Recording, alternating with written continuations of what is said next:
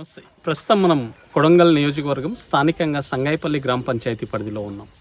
ఏదైతే సర్పంచ్లు కొత్తగా నియామకం జరిగి దాదాపు 3 నెలలు అయితే పూర్తిగా వస్తూ ఉంది. మరి స్థానిక సంగాయిపల్లిలో జరిగిన సర్పంచ్ ఎలక్షన్లో ప్రధాన ప్రతిపక్ష పాత్ర పోషిస్తూ ఉన్న అజయ్ కుమార్ రెడ్డి గారు అయితే మనతో ఉన్నారు. వారి మాటల్లోనే మొన్న కూడా రోడ్డు విషయంలో అనేక అలిగేషన్స్ కావచ్చు, అనేక ఇబ్బందికర పరిస్థితులు కూడా తలెత్తినట్టుగా అనిపిస్తూ ఉన్నాయి. మరి వాస్తవంగా గ్రామంలో ఎటువంటి పరిస్థితులు జరుగుతూ ఉన్నాయి, ఎటువంటి ఇబ్బందికర పరిస్థితులు ఉన్నాయా లేదా, సర్పంచ్ యొక్క ప్రవర్తన ఏ విధంగా ఉంది, ఇలా పలు అంశాలపై వారి మాటల్లోనే ఒక వివరణ తీసుకునే ప్రయత్నం అయితే చేద్దాం. నమస్తే బ్రదర్, ఎట్లా ఉన్నారు? బాగున్నారు. సో ఏంది ముఖ్యంగా గెలిచిన ఈ 3 monthsలోని సంగాయిపల్లిలో ఇంత పెద్ద ఎత్తున అలిగేషన్స్ కావచ్చు, రూమర్స్ అయితే పెద్ద ఎత్తున అలచల్ అవుతా ఉన్నాయి. ఏం జరుగుతూ ఉంది వాస్తవంగా? ఆయన ఇంతకుముందు సర్పంచ్ లేనప్పుడు మొత్తం నార్మల్గా మోరీలు సాఫీగా సాగేవి, రోడ్లు అంతా ఏ అలిగేషన్స్ లేకుండా మంచిగానే ఉండేది. అయితే దానికి ఇప్పుడు ఏమైందంటే మా ఊర్లో ఇప్పుడు చూడండి, అక్కడ ముందుకు వెళ్తే చూపిస్తాను మీకు లైవ్ లోపల 2 మోరీలు ఒక మనిషి దగ్గర ఉండి మోపించిండు.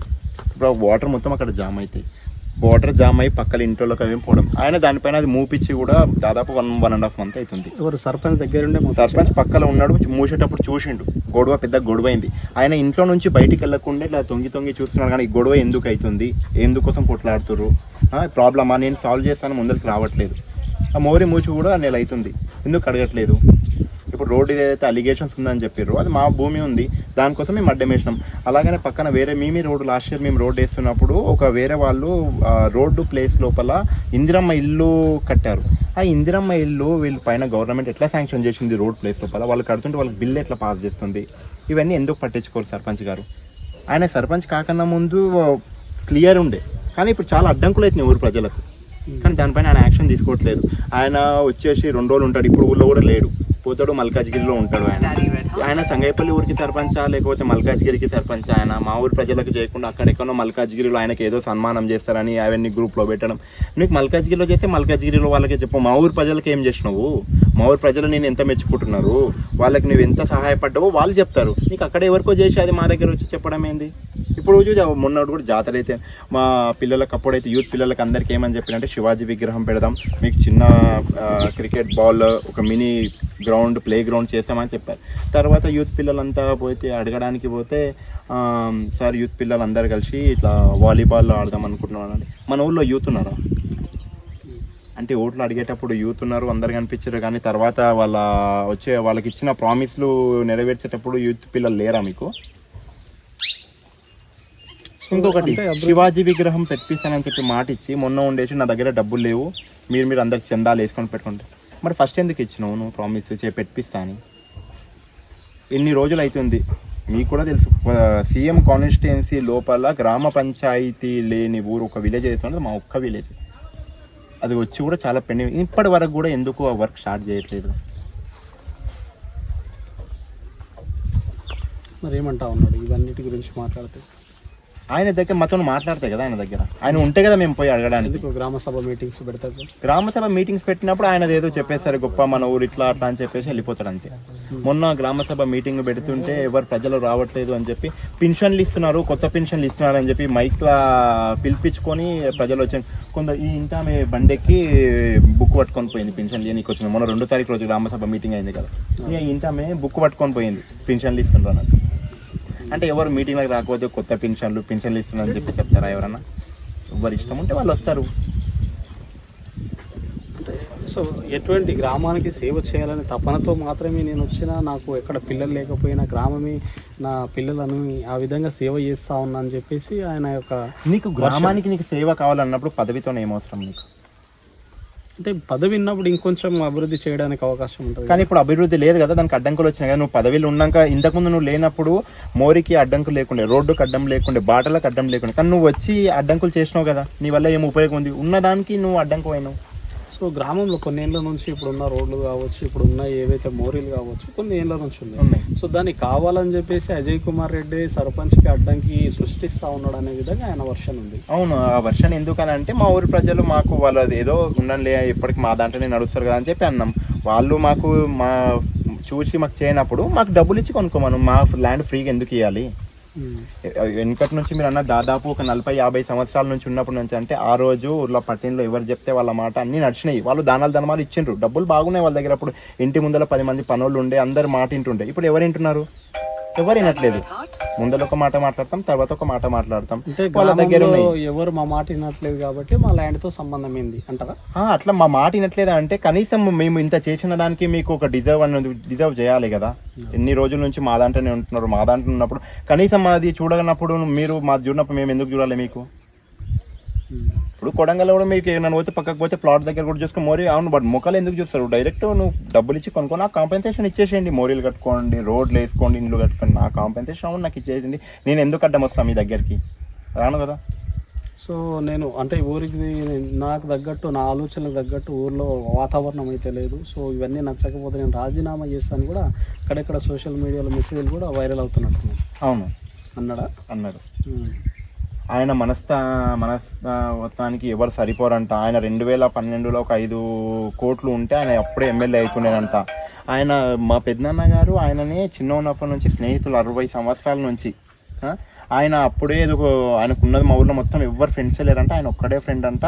ఆయన బుద్ధి నీచపు బుద్ధి అంట. ఆయన నికృష్ట రాజకీయాలు చేస్తాడంట. ఆయన ఏం రాజకీయాలు చేస్తే ఆయన నీకెందుకు ఊర్లో జాగా ఇచ్చి ఇల్లు కట్టుకోమంటాడు? నీకెందుకు ఆయన కొడుకెందుకు నీ వెనకాల తిరుగుతాడు? మద్దతు ఇచ్చి ప్రపోజల్ ఎందుకు పెడతాడు సర్పంచ్గా? నీకు అలా మాట్లాడడం తప్పు కదా. సో ఎట్లా అనిపిస్తా ఉంది గతంలో అంటే గెలవక ముందు ఇటువంటి అలిగేషన్స్ ఏమీ ఏం లేవు అసలు. అయిన తర్వాత ఈ ప్రవర్తన మార్పు ఎట్లా అనిపిస్తా ఉంది? గ్రామస్తులు ఎట్లా చూస్తారు? గ్రామస్తులకు కూడా వ్యతిరేకత వచ్చింది, కానీ వాళ్ళు ఇప్పుడు బయటపడరు. ఇబ్బంది ఆయనకేం చెప్పండి, మీకు ఆ రోజు చెప్తున్నా. ఇప్పుడు కూడా ఆయనకి ఇబ్బంది అయితే ఏముంది, కొత్త మల్కాజ్గిరిలో ఉంటాడు, నేను నా ఇంట్లో నేను ఉంటాను. ఇబ్బంది పడుతుంది ఎవరు? ఊరు ప్రజలే కదా. ఇప్పుడు అక్కడ వాటర్ మొత్తం ఆగిపోతుంది. వాటర్ మొత్తం ఆగిపోయినప్పుడు వాళ్ళకి ఎవరు ప్రజలకు? నీ ఇంటికి ఏం కాదు, నువ్వు మల్కాజ్గిరి పోతావు, నీకు ఊర్లో ఖాళీ వాటర్ పడతలేవు అని చెప్పి పోయినా అన్నాడు. ఆయనకు వాటర్ పడుస్తలేదంట. డ్రింకింగ్ స్నానం చేసుకొని వాటర్ పడుస్తలేదంట. అందుకోసం కొడంగల్ రూమ్ పెట్టుకుంది. అది ఇప్పుడు ఎవరైనా సర్పంచ్ల మీదకి ఊర్లో ప్రతిరోజు సమస్యలు ఉంటాయి కదా. నువ్వు ఊరు విడిచిపెట్టి ఎట్లా పోతావు? నీ పదవి బాధ్యత వేరే వాళ్ళకి అప్పగించి ఎట్లా పోతావు? అంటే గ్రామంలో సమస్యలు ఉన్నప్పుడు ఆయన యొక్క ప్రెజెన్స్ ఉందేమో. ఎక్కడ ఉంది ఇప్పుడు? అది సరే, ఇప్పుడు ఒక మోరీ బంద్ అయ్యి నెల అవుతుంది. ప్రాబ్లమ్ నేను ఇమీడియట్గా యాక్షన్ ఎందుకు తీసుకుంటలేదు? ఇప్పుడు బ్లాక్లోనే ఉందా మోరీ? బ్లాక్లో ఉంది, రండి చూపిస్తాను. నేను లైవ్లో చూపిస్తాను, వాటర్ ఎంత జామ్ అయినా చూపిస్తాను. మరి చుట్టుపక్కల ప్రజలు ఏమన్నట్లేదు దీని గురించి? వాళ్ళు అడిగితే నాకేం తెలుసు, పోయి వాళ్ళ ఇంటికి అడుగుపోండి అని అంటున్నారు. మా ఇంటికి బ్లాక్ చేసింది ఎవరు? నేను. అంటే బ్లాక్ అంటే మోరీ బ్లాక్ చేయలేదు, మా ల్యాండ్లోకి రాకుండా చేసుకున్నాం అంతే. దానివల్ల స్టోర్ అయిపోతాం. దానివల్ల ఇప్పుడు మా ల్యాండ్లోకి రాకుండా మేము అక్కడ ఆపేసినాము. అయితే వేరే వాళ్ళు వాళ్ళ ల్యాండ్లోకి వస్తున్నాయి కదా, మాది అక్కడ కిందికి ఉంటుంది, పైన వాళ్ళ ల్యాండ్ వాళ్ళు బ్లాక్ చేసుకున్నారు. సో దానికి ఒక సొల్యూషన్, పరిష్కారం అంటూ లేకుండా అట్లనే ఉంది. ఆయన అది పట్టించుకుంటాడు, రోజు అక్కడనే తిరుగుతాడు, పట్టించుకుంటాడు.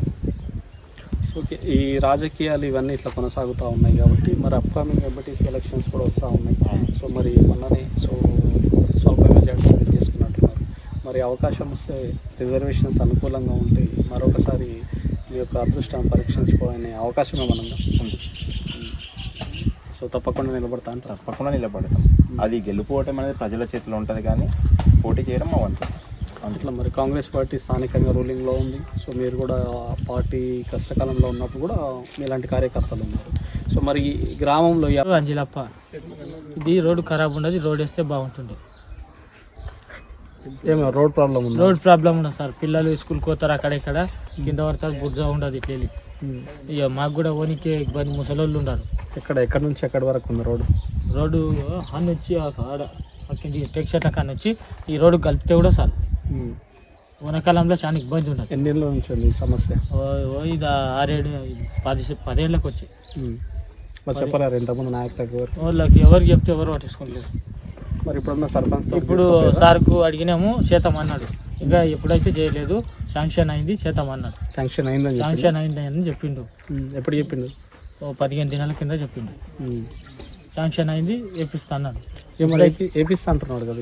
ఇప్పుడైతే వేపిస్తా అంటున్నాడు. వేరే లేదంటే కూడా మరి మన అందరం మేము వేసుకున్నాం మరి తప్పదుగా సార్. మాకు ఇబ్బంది అయితే ముసలోళ్ళు ఉంటారు. అయితే ఓన పడ్డప్పుడు జారి కింద పడాలంటే ఎవరు ఇది అయితే సీఎం నియోజకవర్గం మీకెందుకు వేసుకుంటారు, సొంత పైసలు కానీ వస్తాయి. మండల్ కోడంగల్, జిల్లా వికారాబాద్, మా పూర్వ శ్రీశైలం, పూర్వ చిన్న మల్లప్ప, ఈ రెండింటిలకు దారి మూసేయడం జరిగింది. గవర్నమెంట్ ప్లాటు ఫస్ట్ గవర్నమెంట్దే, ఇప్పుడు మళ్ళీ గవర్నమెంట్దే కావాలని దారి మూసేస్తుంటారు వాళ్ళు దౌర్జన్యంతో. ఇట్లా ఎండిఓకు బోయ భీమమ్మ కావాలని వద్దు అన్నంగా కూడా కట్టేస్తుంది. పంచశీల చెప్పిండు, కాకపోతే ఇంటలేరు. ఎండిఓ గారు చెప్పిండ్రు, వాళ్ళకి ఇంటలేరు. ఇక మన వెంకరెడ్డి సార్ కార్డ్ ఆఫీసర్కి రిపోర్ట్ ఇచ్చాము, వాళ్ళు పట్టించుకోవట్లేరు. ఎవరు పట్టించుకుంటే దౌర్జన్యంతో ఇల్లు కట్టేస్తుండ్రు వాళ్ళు. గవర్నమెంట్ ప్లాటు మనకు రోడ్డు ఇబ్బంది ఉంది, మా రోడ్డు తీర్చా ఎవరు వచ్చి పడుచుకోవడం లేరు. డైరెక్ట్ తిరుపతి రెడ్డి సార్తకు పోయి వస్తున్నాడు ఆయన. తిరుపతి రెడ్డి సార్తో పోయి వేస్తే బిల్లు కొట్టిస్తున్నాడు. ఫస్ట్ బిల్లు కొట్టించాడు, సెకండ్ బిల్లు ఆపేస్తాము, ఏం ఇబ్బంది వాళ్ళకు చేపిస్తామని అంటున్నారు. దానికి ఎవరు చేయడం లేదు. సో ఇప్పుడు మీకు బోనిక రోడ్ లేదు అవుతుంది, రోడ్డుకి లేవు, రోడ్ లేదు, రోడ్డు మూసేసిండ్రు. కట్టర్లో మూరింది, రానికి పోనీకి ఇబ్బంది. ఇతర దారి పట్ట భూములు ఉన్నాయి, కొన్న భూములు. ఇప్పుడు వీళ్ళు ఇబ్బంది చేస్తారు. ఇక్కడ వెళ్ళి నీకు దారి ఎక్కడ ఉంది, దారికి వెళ్దా అని అంటున్నారు. ఇది government land, government land government ల్యాండ్కి ఇంత ఇబ్బంది చేస్తున్నారు. సర్పంచ్ ఉన్నాడా? సర్పంచ్ కూడా చెప్పాడు వద్దు అని. ఎవరు మాట ఎంత కదా వాళ్ళు డైరెక్ట్ తిరుపతి రెడ్డి అంటారు. తిరుపతి రెడ్డి తిరుపతి రెడ్డి సైజులు ఫోన్ చేసి తిరుపతి రెడ్డి ఫోన్ చేసి ఏం లేదు బిల్ కొట్టు అని చెప్తారంట. మేము కూడా తిరుపతి రెడ్డి పార్టీ, మేము సీనియర్ ముందటికెళ్ళి మాది మినిమం అంటే 100 ఓట్లు ఉంటాయి. ఆయన ఒక్క ఓటుతోనే మరి ఇది చేస్తున్నాడంటే మరి తిరుపతి రెడ్డి కూడా మరి ఒక్కడే బేగేమో, మరి మేము బేగలేదేమో. మరి ఏం చేస్తాం మాకు ఇక్కడ అర్థం అవుతలేదు.